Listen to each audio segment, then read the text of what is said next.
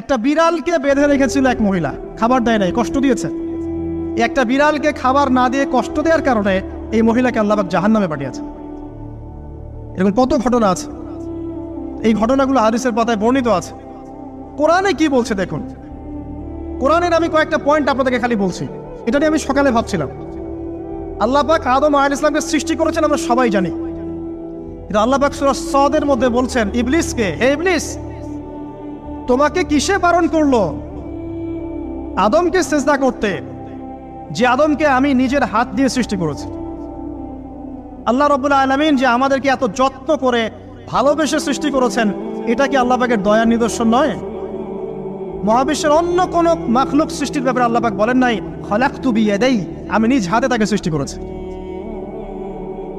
শুধু সৃষ্টি নয়, সৃষ্টি করার পর আল্লাহ পাক তাকে সমস্ত নাম শিক্ষা দিয়েছেন। এই যে জ্ঞান শিক্ষা